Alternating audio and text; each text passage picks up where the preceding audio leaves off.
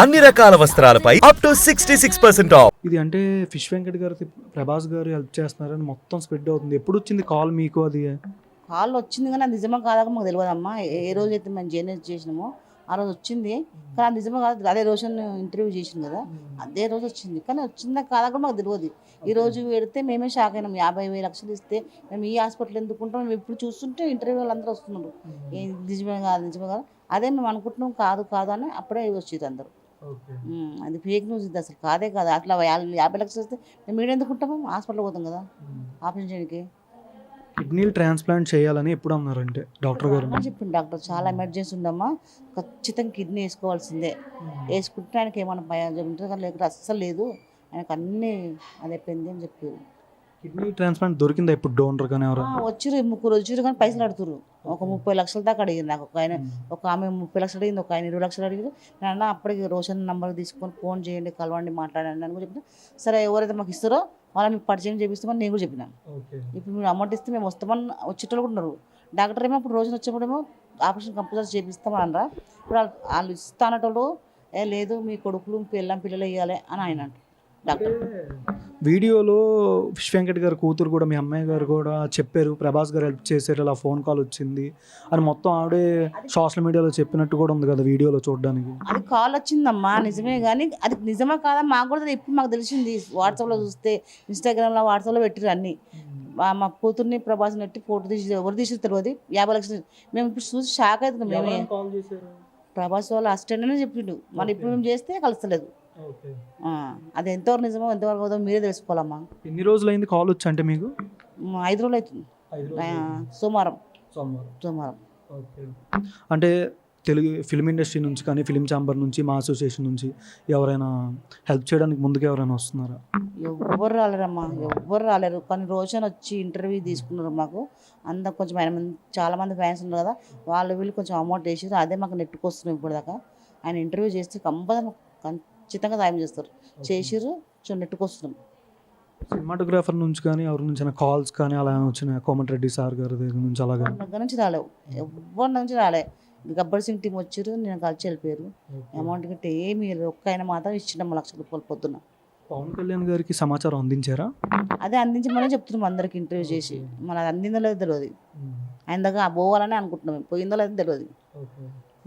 అంటే ప్రజెంట్ ఇప్పటిదాకా ఉన్న సిచ్యువేషన్, ఇప్పటిదాకా అంటే కిడ్నీ ట్రాన్స్ప్లాంట్ తెచ్చుకునేదాకా ఎందుకు ఉన్నారు అంటే వాళ్ళకి చెప్పిరామా, ఫస్టే చెప్పిన 4 సంవత్సరాల కింద. ఆయన వెళ్ళాడు, ఆయన కొంచెం మంచిగా ఉంటే నాకు ఏ డాక్టర్ వద్దు అంటాడు, మంచిగా నేను అంటాడు. లేకుండా ఇంతవరకు తెచ్చుకున్నాడు, కానీ ఖచ్చితంగా ఇప్పుడు చేసుకోవాల్సిందేనా. ఎప్పుడు అంటే డాక్టర్స్ ఏమైనా డేట్ ఏమైనా చెప్పారా ఈ రోజు చేస్తాం? డేట్స్ గిట్ట ఏం లేవు, ఇప్పుడైతే డేట్ గిట్ట ఏం లేవు. ఖచ్చితంగా ట్రీట్మెంట్ అంటే కిడ్నీ మార్చాలి, కిడ్నీ మార్చాలి, ఆయన మంచిగా అవుతాడు అని చెప్తారు. లాస్ట్గా మీతో వెంకటన్న ఏమని మాట్లాడారు ఫిష్ వెంకట్ గారు? అంటే రోజు మాట్లాడతాడు కానీ రోజు డల్గా ఉంటుంది. లాస్ట్గా ఏమంటే ఇక నేను ఏం చెప్పాలి, రోజు మంచి మాట్లాడతాడు. ఆదివారం కూడా మాట్లాడాడు, కడుపు గిట్ట అంత ఉబ్బిపోయింది, మాట్లాడడానికి అవుతుంది ఆయనకు. ఇక్కడ నన్ను హాస్పిటల్కి పోదామంటే వస్తున్నాడు ఆయన. ఇట్లయితే వాళ్ళ ఫ్రెండ్ కూడా ఉంటాడు ఆయన, కాలేపంట ఆయన. అన్న నువ్వు ఆటో మాట్లాడన్నా ఇట్లా చేసి తీసుకొని పోదామని చెప్పి పక్కకు మా దగ్గర రామ్నగర్లో తీసుకొని పోయినాం.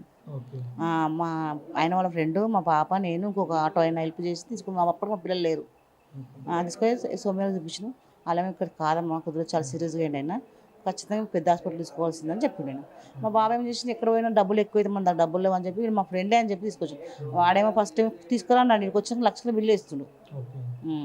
అంటే పెద్ద హీరోల నుంచి కానీ ఫోన్ కాల్స్ అలా వచ్చి మీ బాగోగులు ఎవరైనా తెలుసు కనుక్కున్నారా? లేదు, వాళ్ళు నా విన్నారు హాస్పిటల్లో. మేము 6 రోజుల నుంచి అందరం విన్నారు, మా పిల్లలు, నేను అందరం విన్నాను.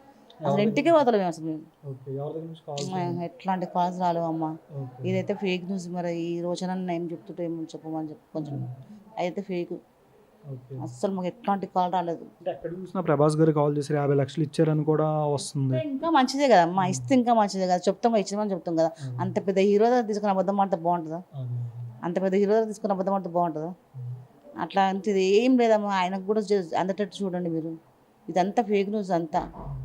ఇస్తే ఇచ్చినమని చెప్తాం కదా, ఆయన పేరు ఉంటుంది కదా. ఇప్పుడు మా ఆయన బతుకున్న రోజులు మా ఆయన యాడ్ చేస్తాం, ప్రభాస్ చేస్తేనే మాకు ఇట్లా అయ్యిందని. ఇట్లా హాస్పిటల్లో జాయిన్ చేసి ఇప్పుడు 7 రోజులు అవుతుందమ్మా. 7 రోజులు. ఫస్ట్ కాల్ ఆపరేషన్ కానీ కూడా ఇక్కడ సర్జరీ చేసినప్పుడు ఈ అన్ననే రోషన్ అన్ననే వచ్చినాకనే మాకు పాపం ఆయన తీసుకుపోయిండు, అంతా ఆయన చెప్పించిండు. అప్పుడు కూడా పాపం అన్నను చూసి అందరు వేసిన పైసలు అప్పటి నుంచి ఇప్పటిగా నెట్టుకొస్తుంది కూడా ఆ పైసలతోనే. నేను తింటే తిన్నామని చెప్తాను, తినకుండా తిందని చెప్తాను. కానీ ప్రభాస్ చేసిండు అంటే అది అబద్ధం కదా, అది ఎంత అబద్ధాలు ఆడటం అది కరెక్ట్ కాదు కదా. ఆ ప్రభాస్ అన్న కూడా తెలియాలి, అన్నగా తమ్ముడు అవుతుండొచ్చు కానీ అది తెలియాలి ఆయనకు.